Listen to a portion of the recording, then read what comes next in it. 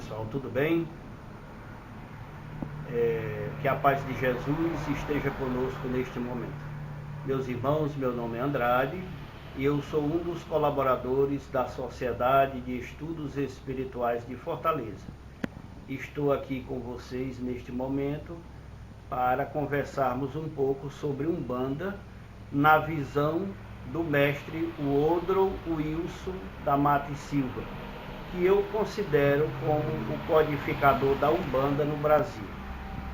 Em primeiro lugar, já que estamos falando de Umbanda, nós não podemos deixar de falar na figura central da Umbanda, que é o orixá, ou os orixás, já que são 7 os orixás que representam os 7 atributos de Deus aqui no plano terrestre.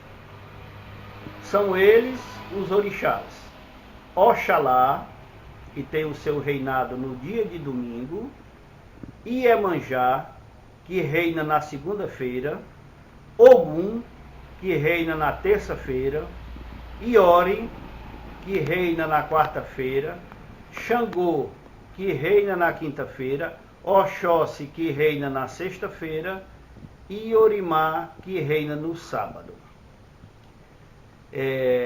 Cada orixá desses tem um ajudante de ordem, que é um Exu. O Exu do Senhor Oxalá é o Exu 7 Encruzilhadas. O Exu da Senhora Iemanjá é a Senhora Pombagira. O Exu do Senhor Ogum é o Exu Tranca-Ruas. O Exu do Senhor Iori é o Exu Tiriri. O Exu do Senhor Xangô é o Exu Giramundo. O Exu do Senhor Oxóssi é o Exu Marabô. E o Exu do Senhor Iorimá é o Exu Pinga-Fogo. Agora vamos falar da ligação de cada um dos orixás com os planetas. O planeta correspondente a Oxalá é o Sol, que é uma estrela, não é um planeta, é uma estrela porque tem luz própria. Isso tem tudo a ver com a luz de nosso Senhor Jesus Cristo. O astro ligado a Iemanjá é a Lua, que não é propriamente um planeta, é um corpo celeste, mas não é qualificado como um planeta. O corpo celeste ligado a Ogum é o planeta Marte, chamado planeta vermelho. O planeta ligado ao orixá Iori é o planeta Mercúrio. O planeta ligado ao Senhor Xangô é o planeta Júpiter. O planeta ligado ao Senhor Oxóssi é o chamado planeta do amor, ou seja, Vênus. E o planeta do Senhor Iorimá é o planeta Saturno, que é considerado o planeta que leva mais tempo para dar uma volta completa ao redor do Sol. É tanto que se diz que os filhos de Iorimá, que são os nascidos sob os signos de Capricórnio e Aquário, essas criaturas, tudo aquilo que elas conquistam em muito mais tempo. E a gente associa isso com o tempo que o planeta Saturno gasta para dar uma volta completa ao redor do Sol, em torno de 25 anos. Vamos falar agora dos números ligados aos orixás. Nós temos o número 1 ligado ao Senhor Oxalá. Nós temos o número 2 ligado ao único orixá feminino, que no caso a Senhora Iemanjá. Nós temos o número 3 ligado ao Senhor Iori. Nós temos o número 4 associado ao Senhor Xangô. O número 5 é associado ao senhor Yorimá. O número 6 é associado ao senhor Oxóssi. E o número 7 é associado ao senhor Ogum. Eu quero que meus irmãos notem uma coisa. Diferentemente do que a gente pensa a respeito da Umbanda, ela não é uma coisa desorganizada, uma coisa sem nexo, sem sentido. Não é uma coisa que ninguém sabe onde começa nem onde termina. A Umbanda é uma religião bonita, é uma religião genuinamente brasileira, é uma religião cristocêntrica, porque ela tem Jesus no seu centro, embora as pessoas leigas associem essa religião com o diabo, com o Satanás, com tudo que não presta, mas é uma religião muito bonita, uma religião cristocêntrica, que prega o amor, prega a caridade, prega a evolução, acredita na reencarnação e não crê no inferno. Porque o inferno, na nossa visão, é criado por nós.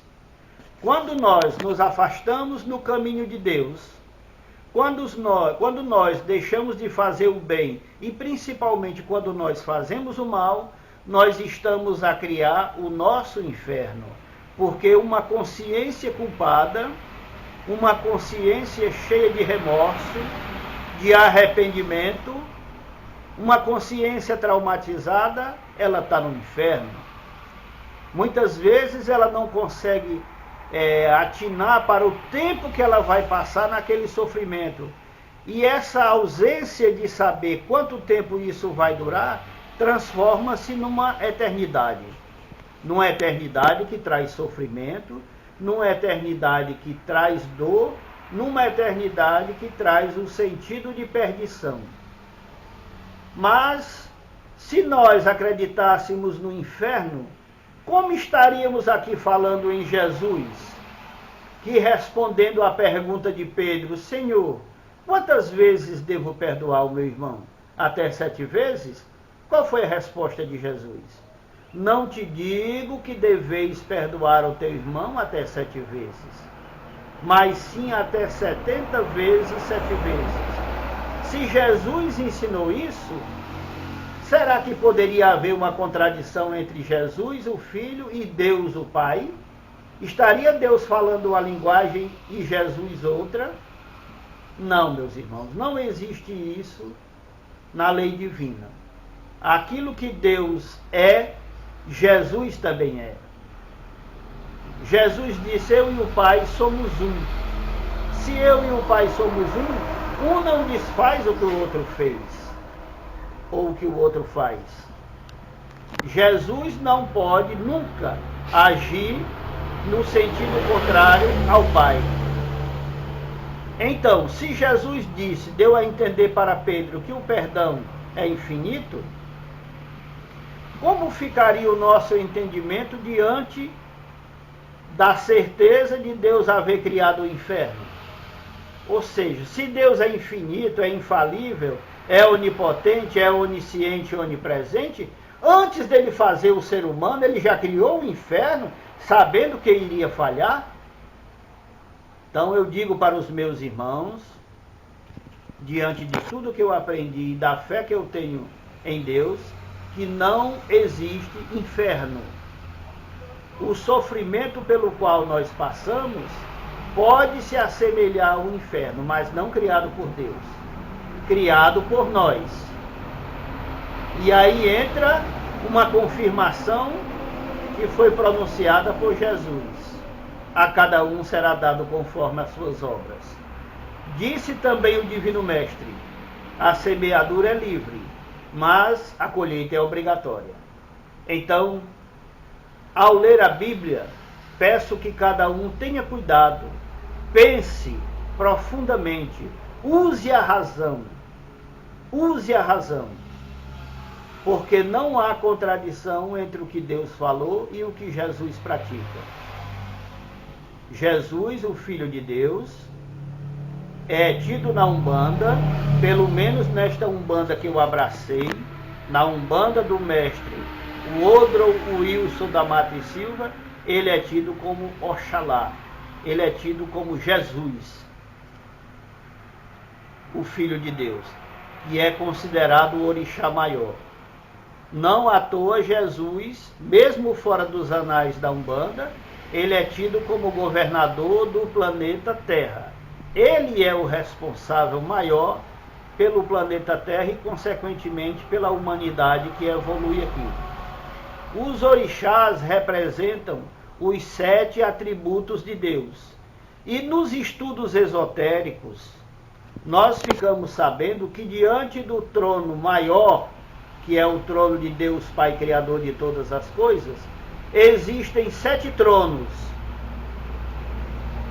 A energia de Deus, ela sai e vai para os 7 tronos que estão diante de Deus. Esses orixás que ocupam esses tronos, eles recebem essa energia na sua totalidade, rebaixam essa vibração energética e repassam para outros 7 tronos que estão logo abaixo. Esses orixás que estão mais abaixo recebem essa energia em sua totalidade, rebaixam mais ainda essa energia e passam para outros orixás que estão mais abaixo um pouco. E assim, desde o trono de Deus até os 7 orixás ancestrais, dos quais eu já citei os nomes, nós temos 7 planos. É por isso que o 7 é considerado o número perfeito e o número sagrado. E os orixás representam aqui embaixo os 7 atributos de Deus, as vontades divinas. São eles que nos guiam, que nos orientam, que regem a nossa evolução. Porque um dia nós teremos que retornar para o reino virginal, onde nós vivíamos antes de cair, antes da famosa queda dos anjos, que ocorreu quando Lúcifer, o primeiro anjo, se rebelou contra Deus. Então Deus, diante dessa rebelião que houve, Deus determinou a queda, a saída do reino virginal, onde não existe matéria, desses espíritos. E esses espíritos vieram para o famoso mundo astral. Que mundo astral é esse? Esse mundo astral não existia antes da Revolução. Ele foi plasmado por Deus com a energia desvirtuada por aqueles espíritos que acreditaram na conversa de Lúcifer, o primeiro anjo. É tanto que na ciência se fala no Big Bang, ou seja, na grande explosão.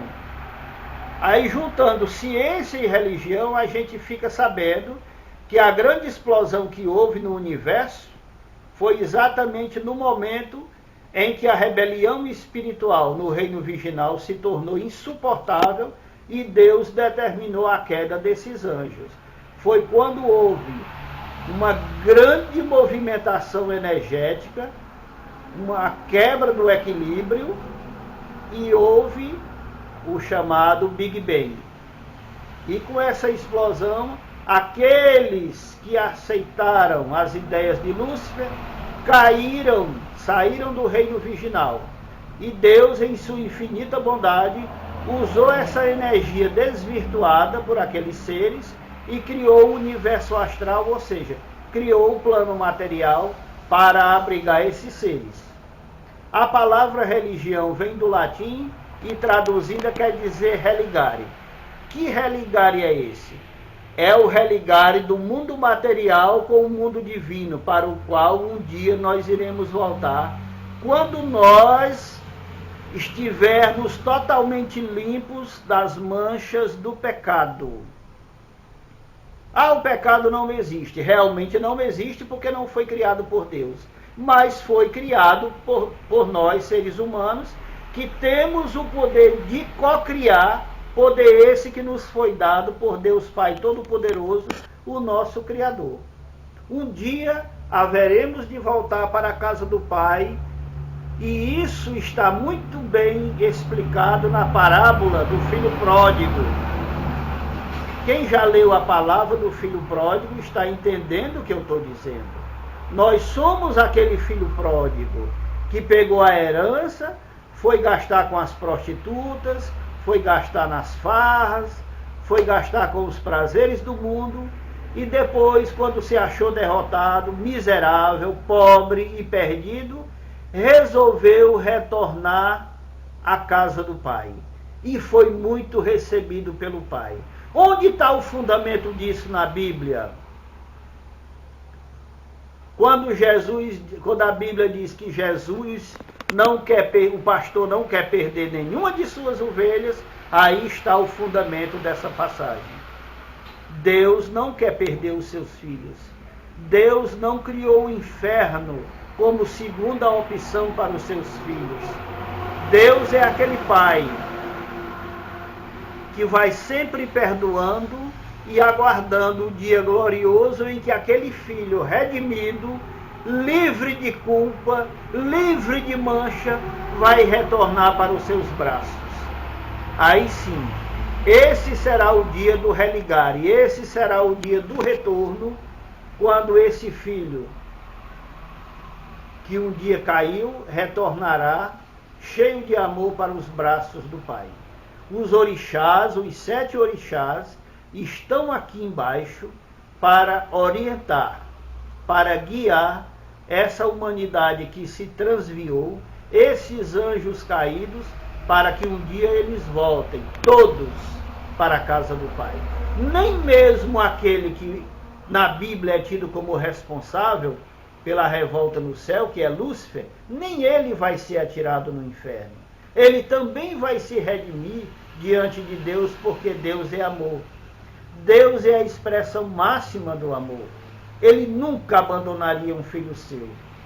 A Bíblia diz que há festa no céu toda vez que um pecador se arrepende. A Bíblia fala também que um pastor que tem 100 ovelhas, sabendo que uma delas saiu do aprisco e se perdeu na mata, ele deixa as 99 que estão em segurança e vai em busca daquela que se perdeu. Vai, traz aquela que se perdeu e quando chega em casa faz uma festa com os vizinhos, comemorando o fato de ter resgatado a ovelha perdida. Vamos aplicar isso para nós. Somos criaturas divinas. Somos criaturas benditas. E os orixás estão aqui para nos ajudar na libertação do plano das formas, na libertação das ilusões, na libertação dos prazeres sensoriais. Nós temos a liberdade de errar, nós temos a liberdade de pecar, porque Deus foi tão perfeito ao nos conceber que nos deu a liberdade total, nos deu soberania. É tanto que nós temos a liberdade até de matar o nosso semelhante, e nem por isso Deus nos abandona. Nem por isso Deus nos castiga, porque na lei divina não existe castigo, existe responsabilidade. Conforme o que Jesus disse, a cada um será dado conforme as suas obras. Na sabedoria popular se diz que ninguém planta feijão para colher milho. Isso tem tudo a ver. Nós só iremos retornar para a casa do Pai quando todas as nossas manchas não mais existirem, quando nós, e não Deus, quando nós tivermos feito a nossa santificação, quando nós abandonarmos o caminho da porta larga e entrarmos pelo caminho da porta estreita, quando nós passarmos a ver o nosso semelhante tal e qual vemos a nós próprios. Não façais aos outros aquilo que você não gostaria que os outros vos fizessem. Então, meus irmãos, a lei de Deus não tem mistério, não tem complicação. Nós é que na nossa teimosia, na nossa falta de fé, na nossa gratidão, nós nos afastamos do caminho correto. E aí, Deus Pai Todo-Poderoso nos envia os orixás como nossos irmãos maiores para nos resgatar, nos puxar para o caminho do bem, nos puxar para o caminho da luz, o caminho da ascensão, o caminho da subida.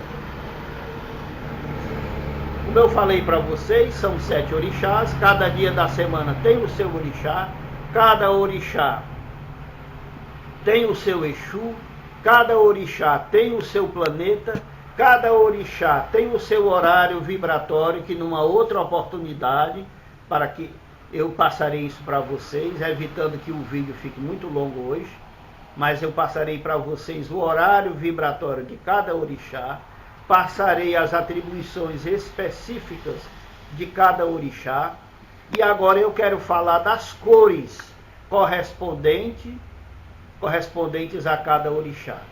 No caso de Oxalá ou Jesus, as cores consagradas a Jesus são o ouro, o dourado ou o branco.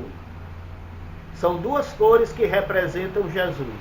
Ou o branco, a cor da paz, ou o dourado, que representa a luz maior, a luz mais poderosa, a luz que não pode ser encarada de frente porque ela nos cegaria. As cores consagradas a Iemanjá são 2. Ou o prata, a cor prata, ou a cor amarela. Não é laranja, é o amarelo.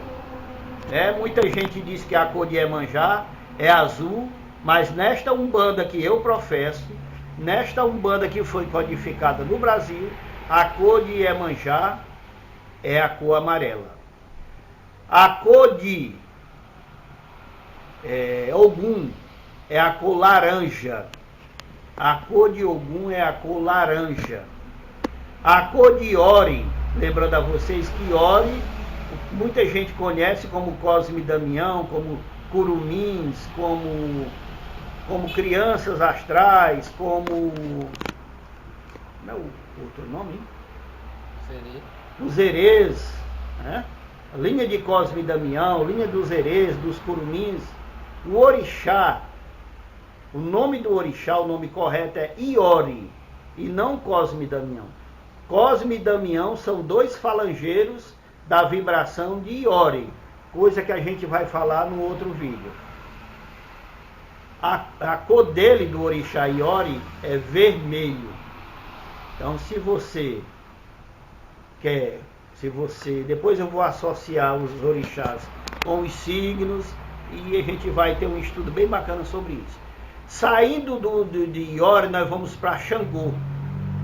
A cor consagrada, a cor sagrada de Xangô é o verde, que muita gente por aí acha que é a cor de Oxóssi, porque Oxóssi é o orixá das matas.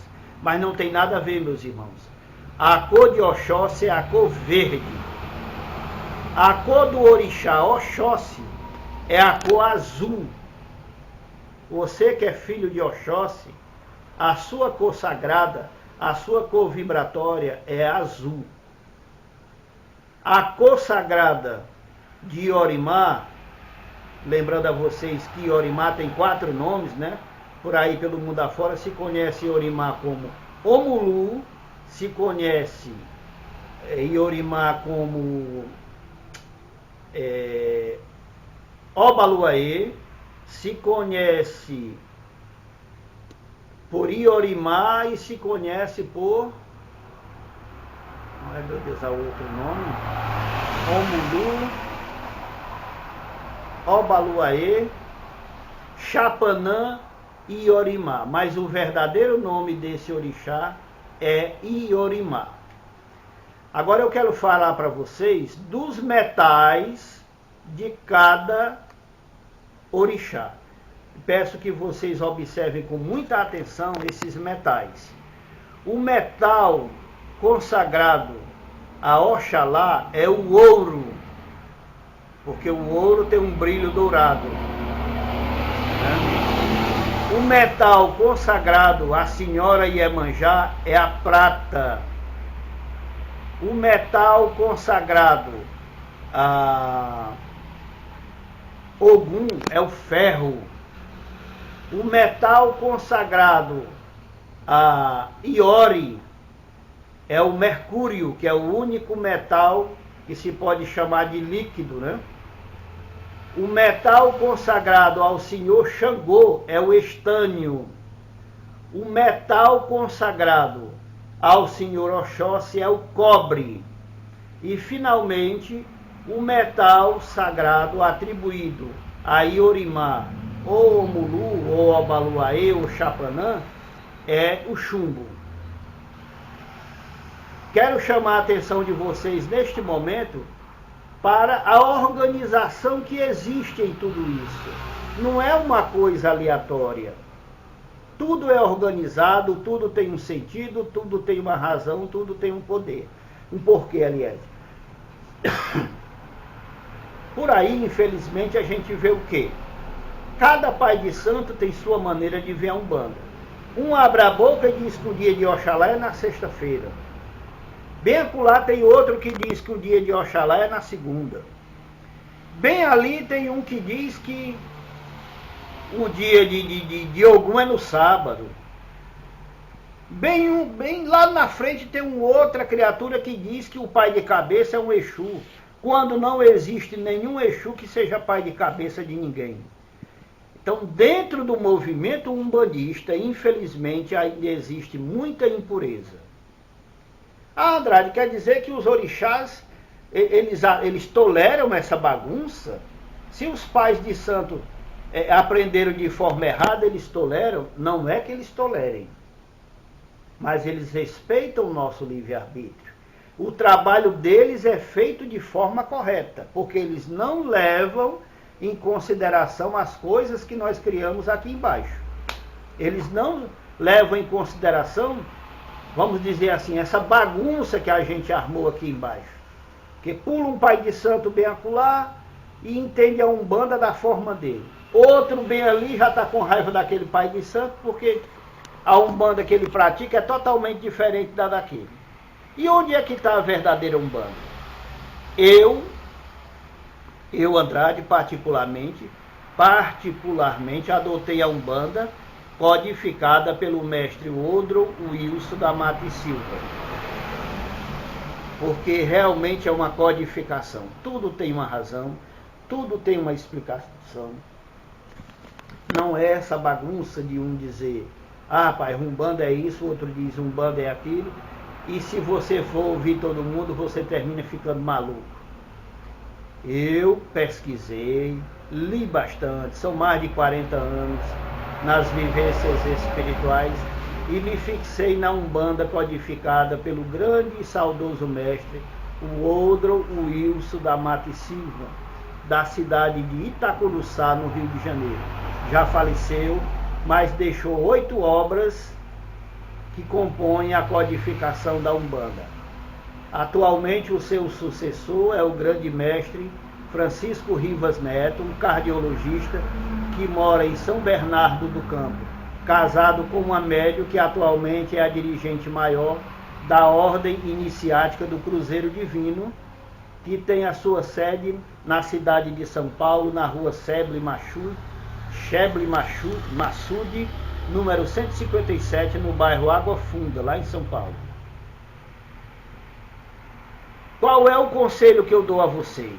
Leiam sobre tudo e depois passem o filtro. Depois, como disse Kardec, usem a razão.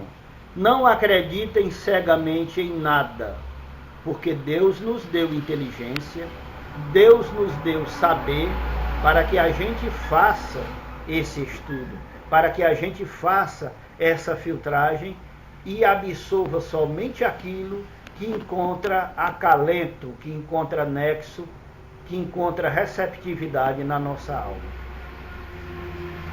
Quero dizer para vocês que muito mais coisas tem para ser dita sobre os orixás. Mas nós iremos gravar pequenos vídeos, em torno de 15 minutos cada um, para não se tornarem cansativos, enfadonhos. E quero dizer para vocês que, como nós não nos consideramos donos da verdade, posteriormente nós publicaremos outros vídeos com outras visões sobre Umbanda, outros mestres, outros estudiosos que veem a Umbanda de forma diferente. Porque nós não estamos aqui como donos da verdade para bater o martelo dizendo nós somos os maiorais, nós somos o conhecimento profundo de tudo. Não, gente. Nós pregamos aquilo no qual nós acreditamos, aquilo que nós abraçamos, mas não tiramos o direito de ninguém de procurar outros mestres, outros estudos, outros livros, outras formas de evolução. Porque feliz é o ser humano que se encontra com a dúvida e faz desse encontro um início de uma nova caminhada em busca da verdade. Porque Jesus disse, conhecereis a verdade e a verdade vos libertará. E no dia que o teu coração encontrar a verdade verdadeira, se é que a gente pode dizer isso, o teu coração reconhecerá essa verdade. O teu coração saberá que tu encontrou essa verdade. E o teu coração vai se achar em paz. Digo a vocês, não tenham vergonha da Umbanda. A Umbanda já foi muito mal taxada. A Umbanda antigamente não era aceita pela sociedade, era espancada pela polícia, era muito mal vista e ainda hoje é, tanto pelo movimento evangélico como pelos nossos irmãos católicos. Mas só condena quem não conhece. Quem se aproxima da Umbanda, movido pelo verdadeiro interesse de aprender.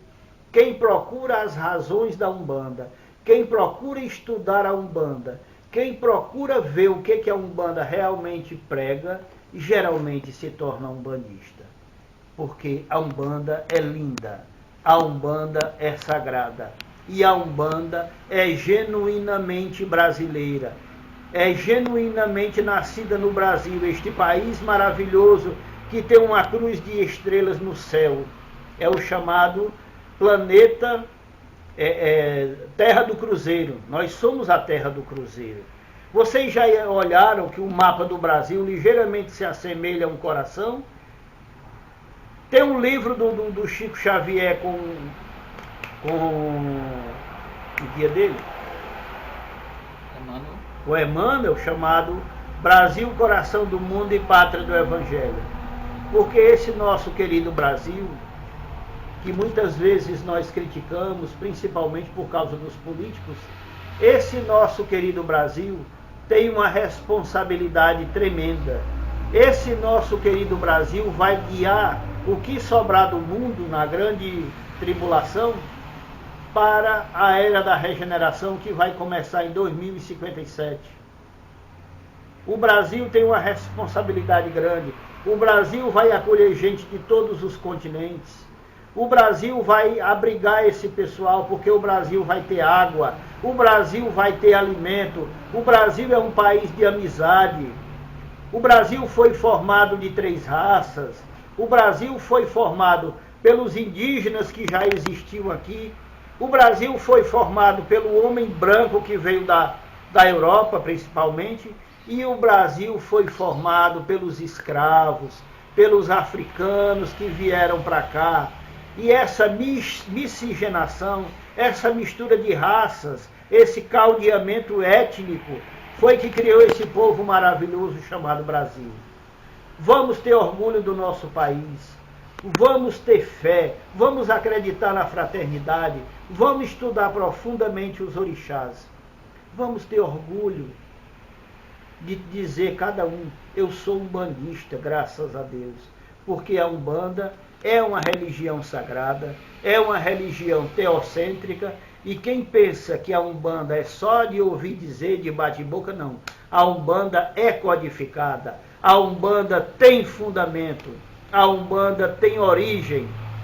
No começo do século XX, o caboclo das 7 encruzilhadas, que é da vibração de Ogum, trouxe a origem da Umbanda para o Brasil, com um médium Zélio Fernandinho de Moraes, foi?